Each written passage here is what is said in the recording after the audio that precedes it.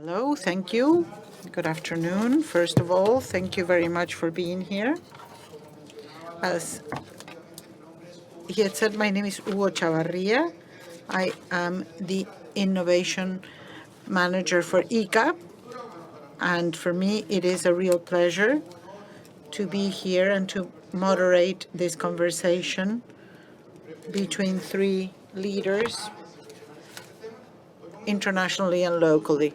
We're going to speak about the role of agriculture in energy transition and safety, because they will speak about this. But why should this be important to us? I wanted to mention something that Marcelo Torres mentioned during the opening today.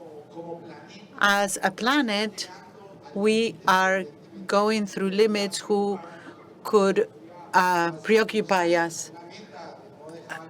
The objective is to not leave the planet to warm up 4 or 5 degrees, and those perspectives have been left behind because of the evidence. We believe that the perspectives for global warming should be around 3 degrees.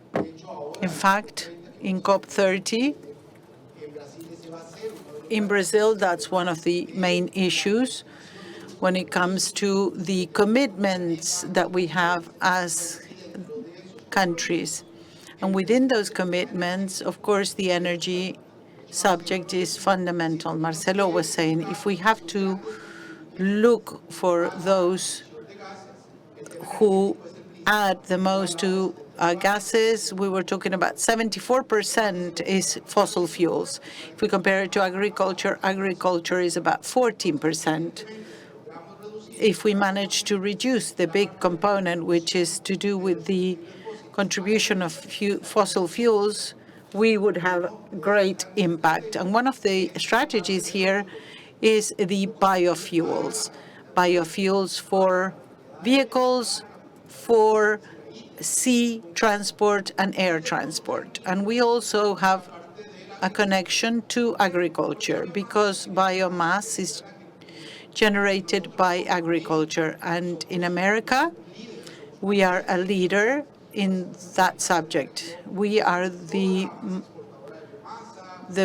region that exports the most biomass and produces. We also have the highest level of biodiversity. About 50% of the biodiversity of the world is here. We have a quarter of the forests and the water. So if we're speaking about biological components for biofuels, our continent has a key role to play. And biofuels would allow not only to contribute to decarbonization, but also to promote a more competitive, more value-added agriculture with jobs with connection to other sectors. So the role of agriculture in that energy transition is fundamental. Not just fundamental, but it would also allow agriculture to have an element for development. And that is exactly what we will talk about. We will begin with a regional vision where Agustín Torroba, I'm going to introduce him. He is our specialist. He is the main specialist in IICA, in biofuels, and he's also the technical secretary of the Pan American Biofuel. He will present first about the regional scenario, and then we will go down to the Argentine context. We will begin with this, with an overview of the Americans on this subject.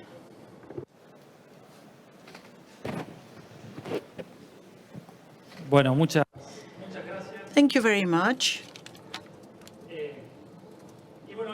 And the presentation is, as Hugo said, biofuels are the way we can decarbonize the economy, especially when it comes to transport. I'm going to make this introduction in case somebody is not an expert in this, but to explain it, the economy of the 20th century is refined oil products for energy and non-energy products. And the proposal is that with those biological raw matter to substitute fossil fuels. That's how we get to biofuels, to be able to get energy and foodstuffs. Bioethanol, it is an alcohol that replaces oil, petrol. We need sugar and starch to do it, and you can mix it in different proportions between 0 and 30%. In Argentina, 12%.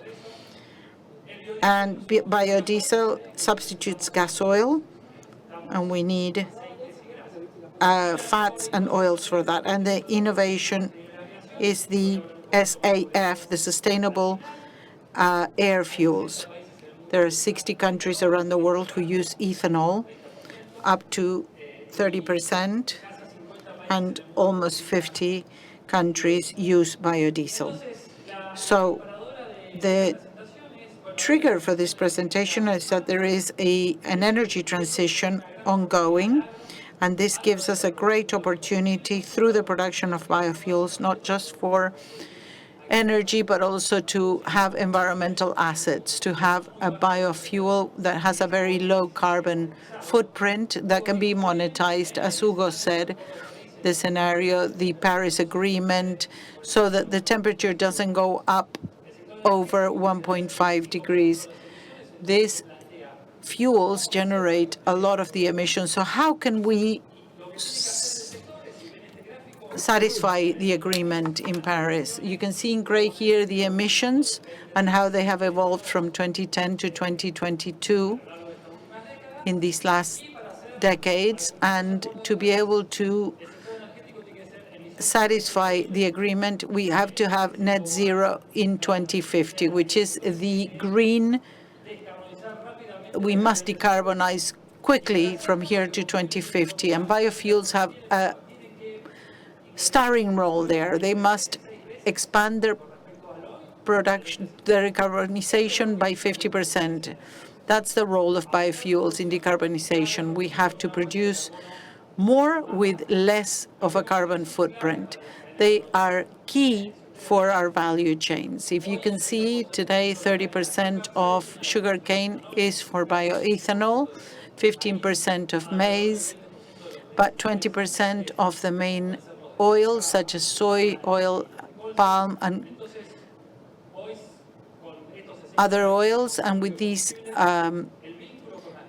other countries that produce biofuels, their link with the agriculture are substantial. The first opportunity that we can see is biofuels as providers of environmental assets. This sounds nice, but it has a very tangible application. If you analyze the legislations around the world, the directives for renewable energies of the EU, the low carbon laws for the US, in Canada, in Brazil, here fuels of the future, in Brazil, all of these programs bring a threshold to the carbon footprint, and they recognize that when there are less emissions, you can have carbon bonds or a higher price for biofuels. This is the first great opportunity. If you review how much the fossil fuels emit, you can see the gray line that is for petrol and gas oil, and how much the biofuels emit. It depends on the raw matter and the efficiency of the productive system. Here is between 95 and 100 grams of CO2. What a liter of petrol can emit has to be compared with the green lines, the carbon footprint of biofuels, especially on raw matters such as sugarcane, maize, show values that are great, and we are already seeing emission values that are above, so a lower footprint, a carbon footprint than observed in the literature. If you see the third line, this is the maize ethanol, corn ethanol, that's 40 grams of CO2. Argentina is exporting to the EU on 26 grams of this. So an agriculture that is sustainable can just produce energy and can also export environmental assets. The legislation shows that 83% of the consumption of biofuels around the world is sold in countries that demand sustainability, especially when it comes to carbon footprints. There are recognitions if you're more sustainable, and that can be monetized. And that is a great opportunity that we see for the energy transition for agriculture through production of biofuels. And the second opportunity, I believe, is the new biofuels that are emerging, especially SAF, sustainable aviation fuel, especially produced with biological matter.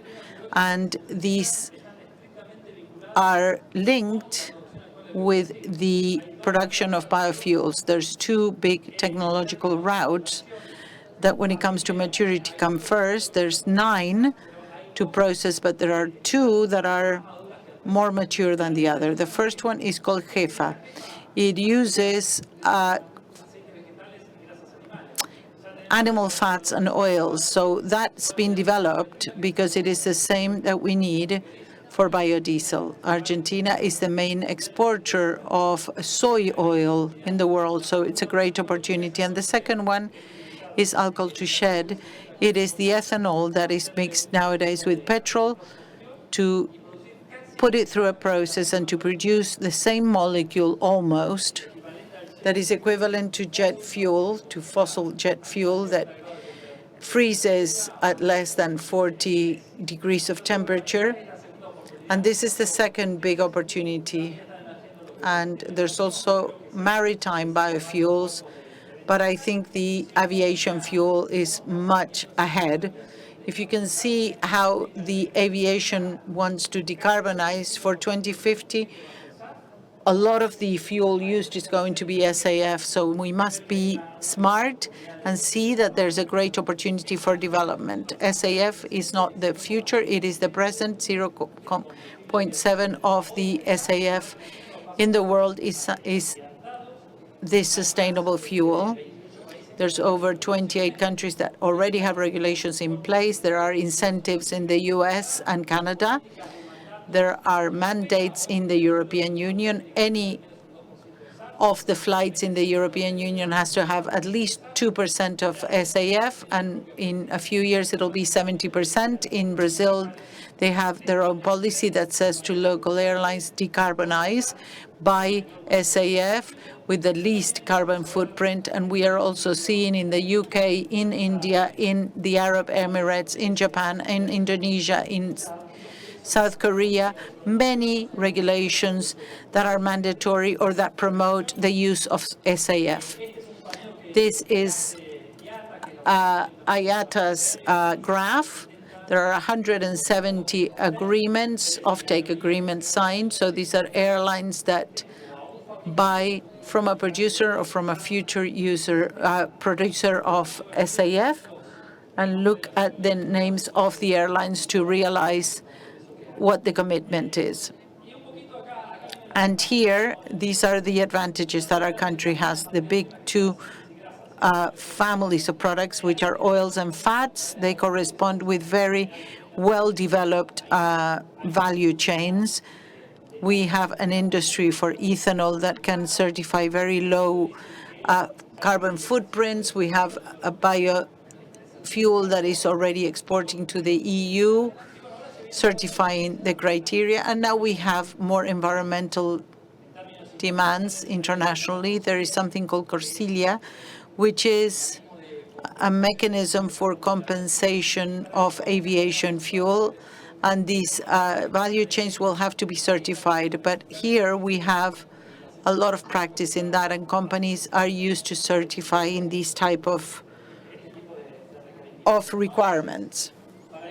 So to recapitulate here on the 10 minutes I had, just to mention a few things, there is an energy transition that is ongoing. There is a great commitment from the energy sector for decarbonization, and fuels have a fantastic role to play there. That is a contribution to be able to decarbonize transportation, especially land, then aviation, and then will come maritime. Argentina has a great environmental advantage in the production of biofuels because we have an agricultural sector that has a very low carbon footprint.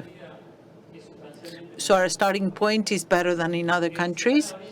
We have incredible opportunities in the external market, and the star nowadays is the sustainable aviation fuel. And I think there's already work being done to certify raw matters and to see how we can have local legislation to help us with international demand. And something that will probably be mentioned by Patrick, there's also a great opportunity for growth in the internal market. When we see our countries, Brazil and Paraguay, have a mixture of ethanol of 30%. Brazil has biodiesel mix in 14-15%. It'll go up to 20%, and we are at 12% and 7.5%. So there we also have the opportunity to coordinate public policy so that we can all have standards for blends of biofuel that can be similar. And that's my presentation. Thank you. Bueno, muchas gracias. Thank you, Agustin. And at IICA, we insist the bioeconomy is a possibility, is a new frontier of science, technology, and innovation to conduct an intelligent transformation of biomass. Our biomass is a comparative advantage, and I say comparative advantage because this is something that we have, and it is a value added. We are large exporters, large producers, and we need to turn this into a competitive advantage.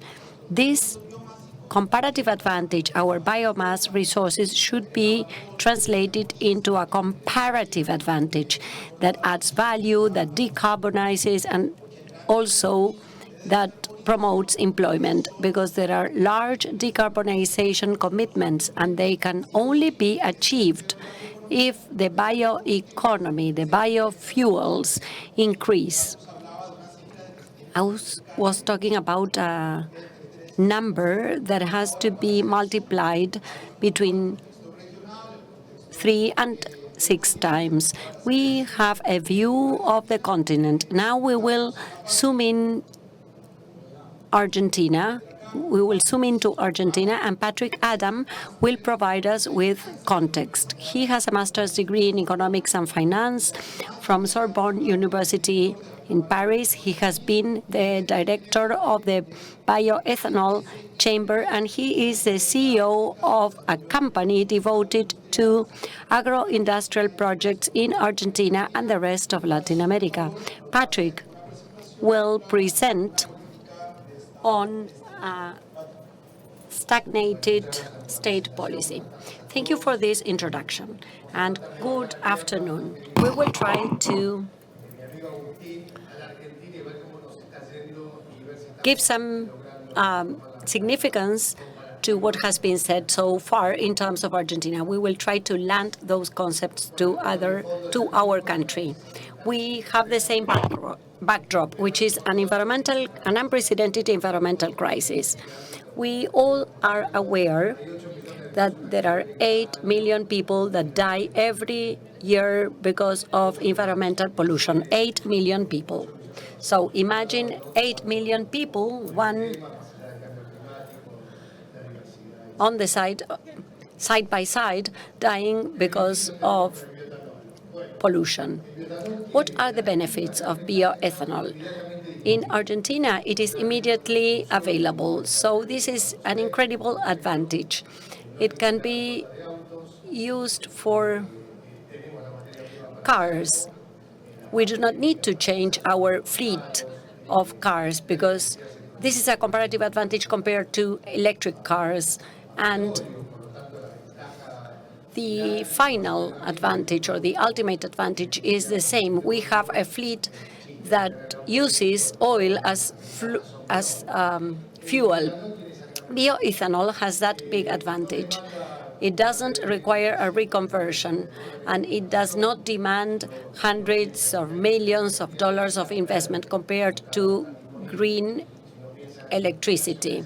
If you think about green gas stations, if you think about an electric car fleet, it would not be sustainable for a country like Argentina. Biofuels represent a simpler and more direct solution. We are price competitive. We are reducing the imports of gasoline, and every year we have $500 million imported in terms of fuels. Then the central bank complains that it has not enough reserves. So if they let us produce a bit more of biomass, we could help solve this problem. We have maize that has 58% less carbon footprint than the average in the world. And we also have very modern facilities. The magic has to do with the fact that we produce energy using starch. This is the maize or corn starch for producing bioethanol. The protein is transformed into distilled grains for animal feed. Today, we are feeding 1 million animals. We are part of the nutrition of 1 million animals, cattle in Argentina. This is a boom. It is also called TGS. There is a concentration of a protein that has high digestibility.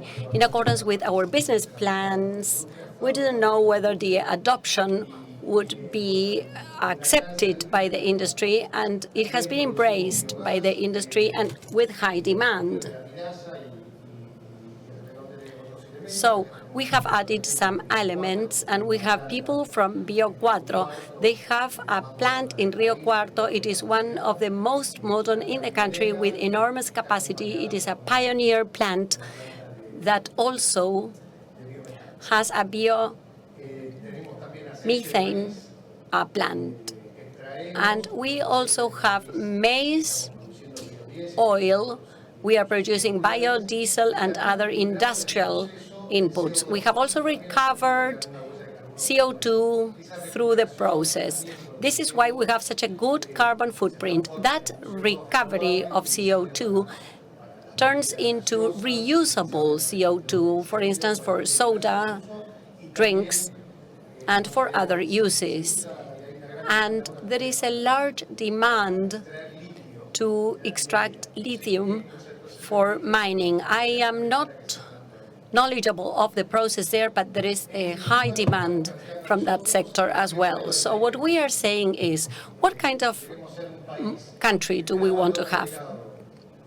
What is the model that we want to follow? Do we want to provide value added to the raw materials, or shall we be satisfied with a more impoverished country where we produce raw materials and we do not add value to it, and we leave that to other countries so that they will get the benefits of the taxes and of all the income that comes with that value added? So sometimes we are proud and say that we are large exporters, but in fact we should be embarrassed to be such large exporters of corn, because we do not give it a local use.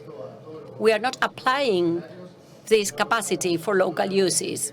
And we need to understand this clearly. Shall we choose an enriching model or an impoverishing model?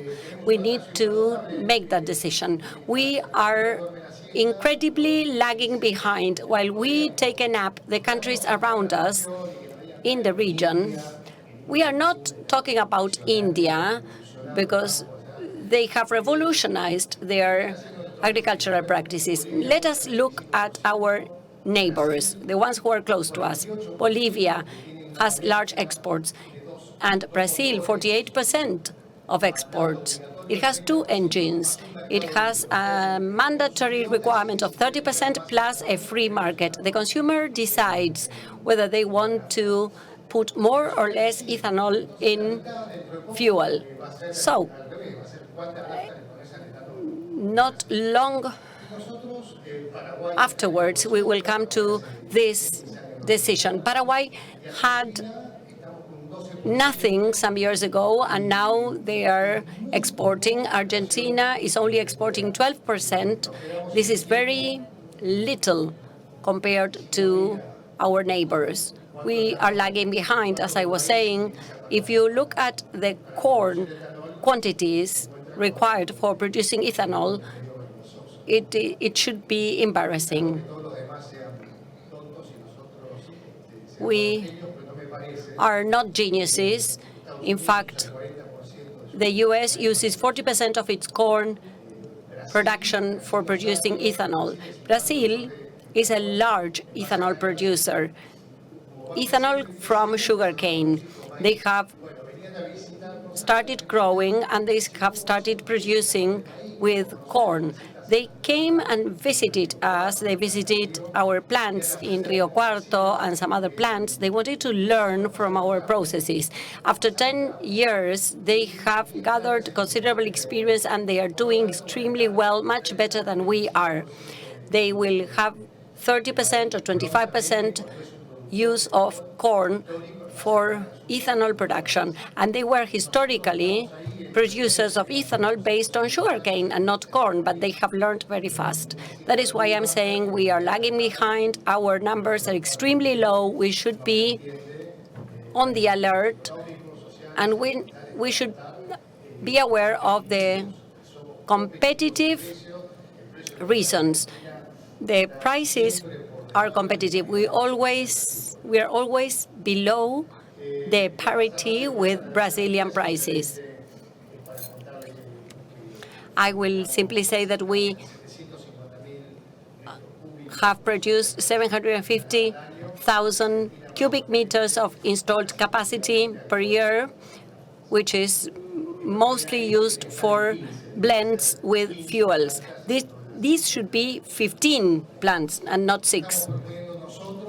Our proposal, what is it about? Or where are we headed in terms of producing energy, producing food, and promoting employment federally? We are proposing going from 12% to 15%. Only 15%. We are being very conservative here compared to our neighbors. We will still be lagging behind. However, we want to take steps, and we want to have a free market above 15%, following the Brazilian model, so that the consumer will decide. In Córdoba, we have flex cars. They can use any mix of ethanol in fuel. These are not sold in Argentina, these cars. These vehicles are prohibited in our country. Why? I don't understand. What harm is there in this kind of vehicles? None. They are manufactured in Córdoba. They are extremely good. 90% of the Brazilian fleet is flex cars, and they work very well. And we do not want to give consumers sustainable and modern mobility. And I don't know what the reason for this is. Maybe the organizations or associations or the oil companies. There is no reason why we shouldn't have 20 or 25%, and we are asking for 15% as a first step.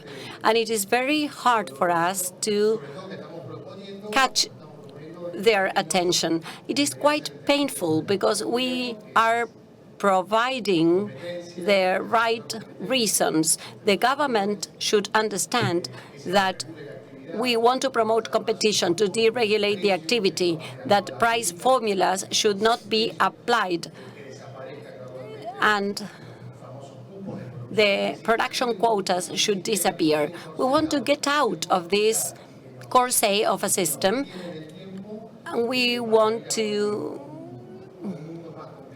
eliminate those structures in order to go towards a more competitive model. We are making every effort because this will add value to everyone in the agricultural sector. We have chosen to believe and to grow. However, we are still waiting. We were expecting 15%. We have not been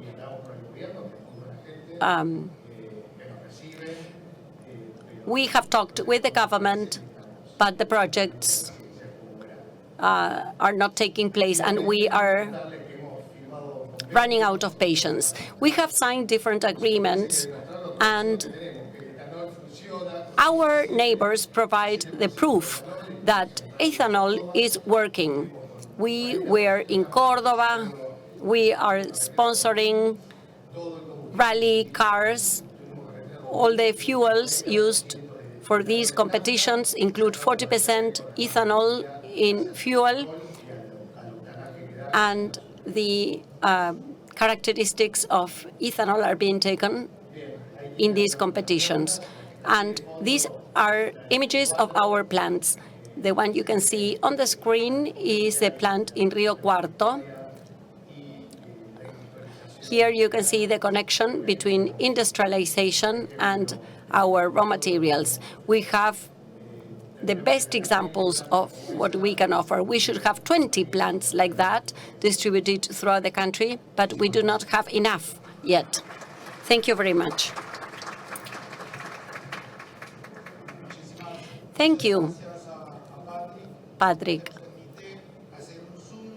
We were able to focus on the Argentine reality, and if we were to invite someone from Brazil or Paraguay to talk about this, they would give us their own opinions. The theme is energy transition, but biofuels is not just about energy transition from the environmental perspective. Patrick was talking about this in the third or fourth slide of his presentation. Biofuels allow you to create biorefineries. This creates cascading value for the value chain. So you can use the grain for protein, for animal feed, you create additives, you can take full advantage of the value of biomass. So it is a complex industry that can be integrated. And you are not just exporting corn, as Patrick was saying. It is a commitment, not just to decarbonizing, but also to a more competitive and value-added industry. So it is a win-win situation. Now, I would like to invite Conrado Gattoni. He is an economist. He has a degree in data analysis, and he is a senior project advisor in 2PS. It has been recognized by the European community and in the framework of one of the European directives, and he leads the office in Buenos Aires. Thank you for this presentation, for this introduction. I will try to contextualize the concepts that my colleagues have shared in terms of the technical potential of our region. We have already demonstrated our potential, as Agustin was saying, and the producers that do things right should add value and be able to reach other markets in different countries and other continents through sustainability and energy of biofuels. So, to provide some historical background as a success story regarding the European framework, how can we transfer this to our region? And the model and the regulatory framework is very different from what we have in Latin America. And today, we have local representation in the region, not just in Argentina, but also in neighboring countries of the European framework. Now, to give you some context as regards the history behind this directive, I would like to take a step back and consider agriculture and energy as interrelated in different contexts. For instance, 100 years ago, in the First World War, a large part of the corn that was grown in France was used to feed horses. So it was a major input before the massive use of fossil fuels. It was a completely different context.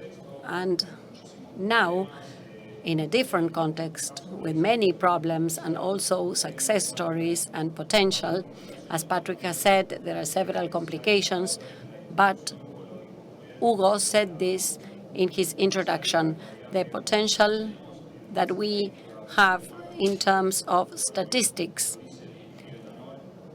biodiesel and bioethanol. We are interested in these possibilities. In the current situation, the European Union was able to transform an energy need and a need for more sustainable fuel. And we were able to turn to renewable energies to recalculate the greenhouse gas effects. In the European Union, with the 27 member states, the Renewable Energies Directive was introduced. This is a regulation, a law, that applies to all member states. They have to abide by it. They have to comply with savings and with the use of renewable energies. It is called RED 1. And it was an ambitious objective to reach 20% of renewable energies by 2020. This is just to gather some knowledge as to how the world is becoming more demanding and more stringent with sustainability. Europe has a major commitment.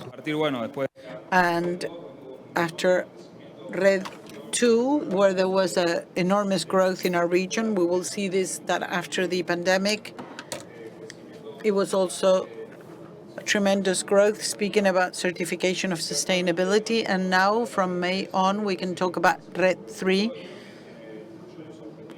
which has higher goals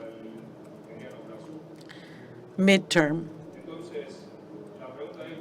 The question is how a law or a regulation that applies to a whole region, such as the European Union, can be used to demonstrate the sustainability that I am speaking about, such as corn or maize or corn. Our star materials can be shown to have a potential and to generate added value to perhaps export or transport these biofuels to the European Union so that we can satisfy the goals of the member states. And that's where the voluntary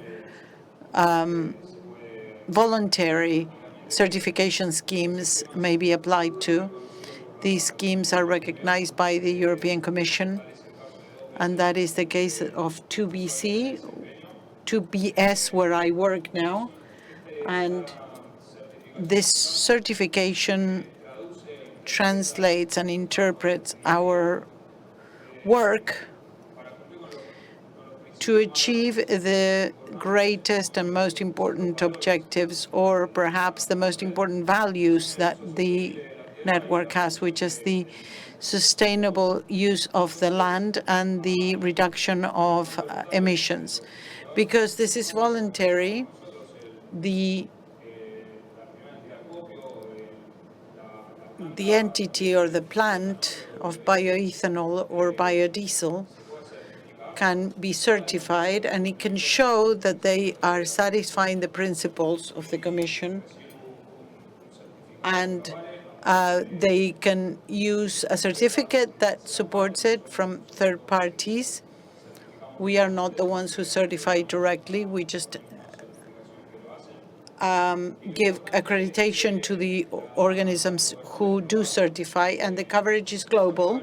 It is applicable to the whole of the production chain, not directly from the producer, because the producer is covered by the stockpiling entities, but they are involved, and that's something to be taken into account as well.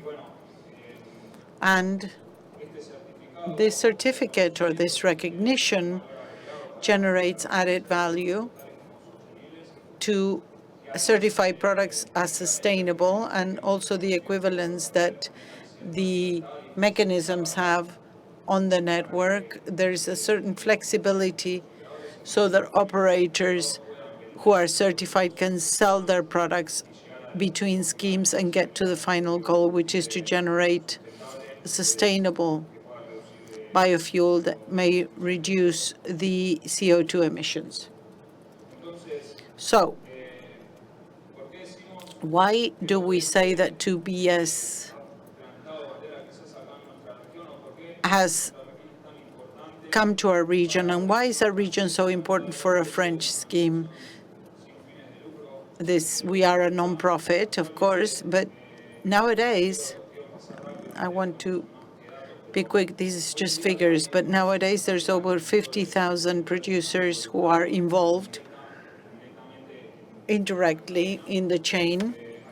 There's over 1,200 certifications, 8 organisms for certification globally who audit and certify these companies who voluntarily have entered this scheme for sustainability. And the last one is that we have operational offices. Of course, the headquarters are in France, in Paris, but our region is so relevant for Europe and for France that they have opened an office in Buenos Aires. And that is also a sign that we are doing things well here when it comes to sustainable certification, if you want to add value. And to support the whole of the South American region, there is this office in Buenos Aires.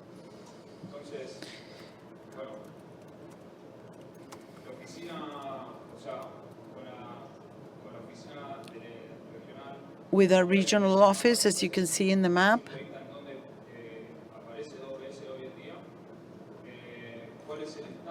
what is the current state of certifications that have been obtained so far? The development from 2021. This is very important beyond figures. Argentina is the second country with the most certificates right after France, and that is very important. And that's why we have such an important presence locally. We want to be much closer to the certified entities, and we have a cultural difference in Europe and in South America. And it is very important to be able to represent the operators of our region with whatever demands they might have, so that we can adapt European issues to Latin America. And such is the case. Brazil has grown. Paraguay and Uruguay have also grown a lot in the last 3 years, and Argentina is leading, of course. Conrado, I'm sorry, you have 1 minute left. And this is the last slide. So to close here, I'd like to quickly mention soy and corn. In soy, the certified material that we can find in the last few years. Same as before, there are figures here that are interesting if you want to keep them. The most important part of this slide is to take into account the soy and the corn participation within our region of Argentina, Brazil, and Paraguay. It's pretty much 100% of the certified soy under 2BS worldwide, and the same with corn. We have a very important presence there. With Paraguay, I want to highlight Paraguay and its growth when it comes to certified material. And right now, we are above a third regionally when it comes to sustainable certified material. That's it. Thank you for listening. Bueno, muchas gracias a Conrado. Thank you very much, Conrado. I'd like to emphasize what has been said and try to see and tell you that there is a market that has generated commitments in environmental terms, and biofuels are strategic and are indispensable as well. That is the route to decarbonization for transport, as we said, land transport, maritime, or aviation. Argentina has a key role to play, but they have a pending agenda to be able to make the most of that. And the demands that we are having in the international markets are sustainable demands. We don't want any kind of biofuel. We want biofuel that satisfy sustainability criteria, and that requires measuring and certification. And from that, I have a question for each of our panelists. And please, can you summarize your answer in a minute or a minute and a half to see if we can at least take one or two questions from the audience? These are the questions. Agustin, you were speaking about the potential that biofuels have for aviation, how it will multiply. You talked about a 70% commitment in a few years. How prepared is the region to incorporate successfully within that chain? I mean, in technological terms, when it comes to creating a value chain, that's the first question. The second one, Patrick, you were saying that Argentina should make the decision to up their mandatory mandate. How are you preparing yourselves to get there? And Conrado, you spoke about a system which is being implemented in many countries of the Latin America. How scalable is the model to encompass other countries in the region? Agustin, can you hear me?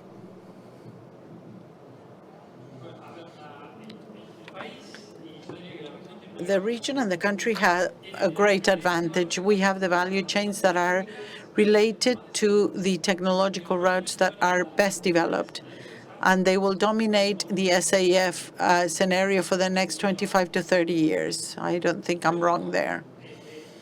In the second place, we have the value chains. It is sustainable, and we are used for certification.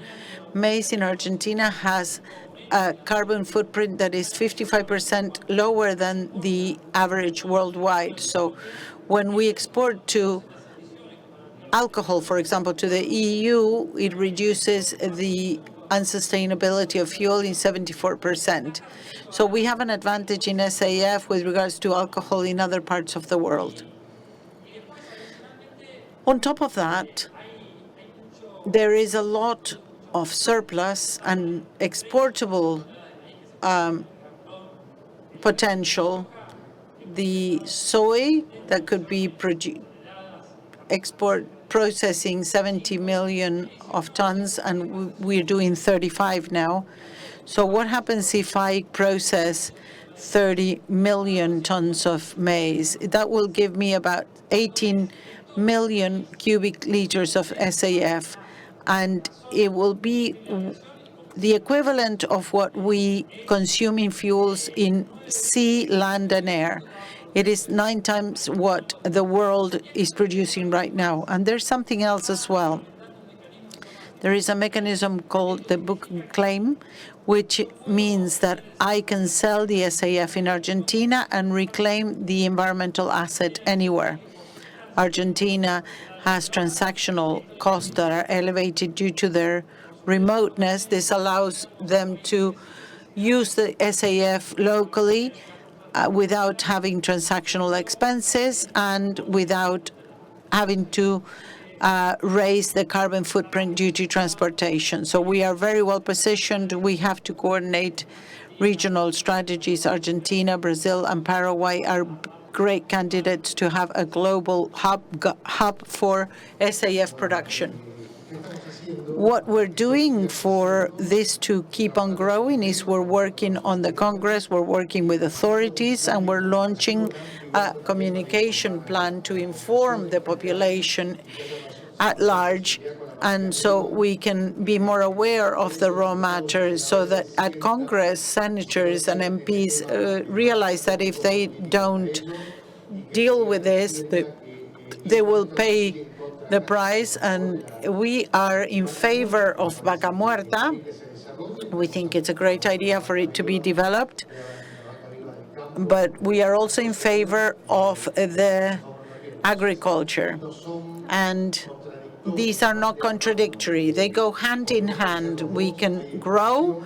There is space for everybody to grow. And I think what we need the most is to divulge, to inform, to educate. And that's what we are working on.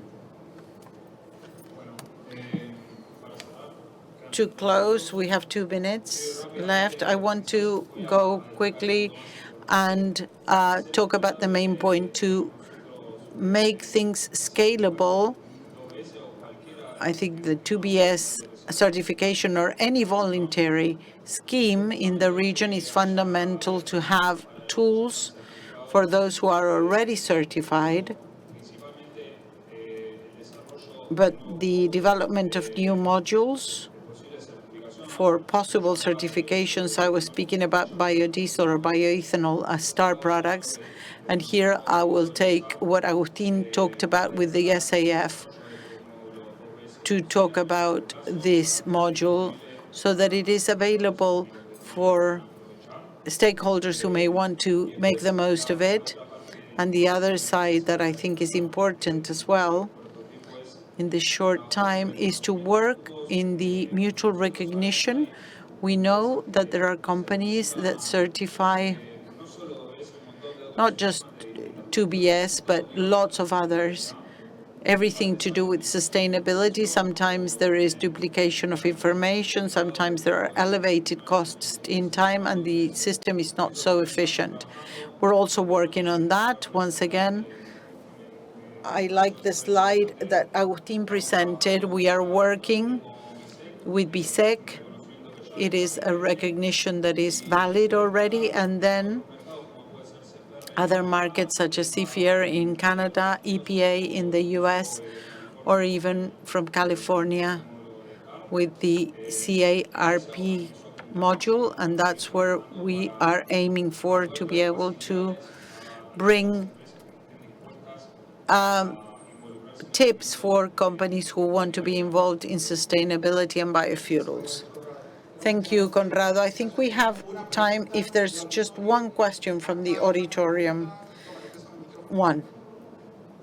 I'll give you my mic. I wanted to see what IICA was doing with regards to the indirect use of soil, which would leave out everything we have said, because if you have a footprint of 60, they put you 100 as an additional. I know you're working, but I want to know whether you're taking that into account.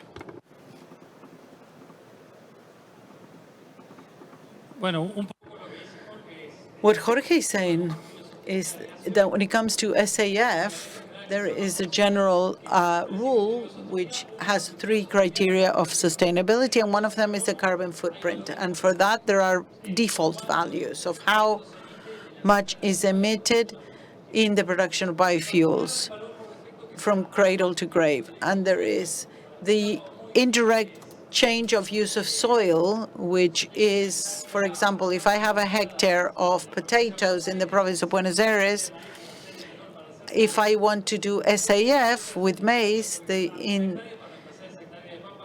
in Southeast Asia, I have to plant forest, and the values, the default values are very high. They can be prohibitive for some raw matters, especially for some of the raw matters that we produce, such as soybean oil. So what can we do? CORSIA gives you the chance to have the local way of doing this CORSIA, or that you can certify the fact that you have zero. Colombia has done that already. Colombia is doing it, yes. It is one of the big issues. There's not a lot of scientific background.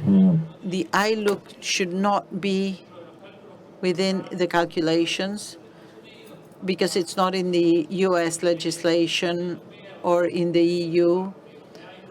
There's low risk of ILU, and it's not in our legislation or in Colombia. Okay, so that's my answer. Thank you very much. And to close, I want to take this last point, the response that Agustin gave, and I want to link it to something that Marcelo Torres said this morning. Biofuels is not a subject just for Argentina. This is one of the big issues that we have as a region. Argentina, Brazil, Paraguay, Colombia, and from the IICA, we are convinced that this is something we should work on jointly. There's no other way to do it, because Patrick was saying how we have to do training, we have to generate rules, we have to raise awareness. We have to do it as a whole in Latin America. And that's where the coalition, Pan-American Coalition of Biofuels, stems, which is using 15 countries that are working together with the private sector. So we have joint opportunities, and we always have joint challenges to face as a region, and the only way is to work jointly. Thank you very much. It's been a pleasure. Thank you very much.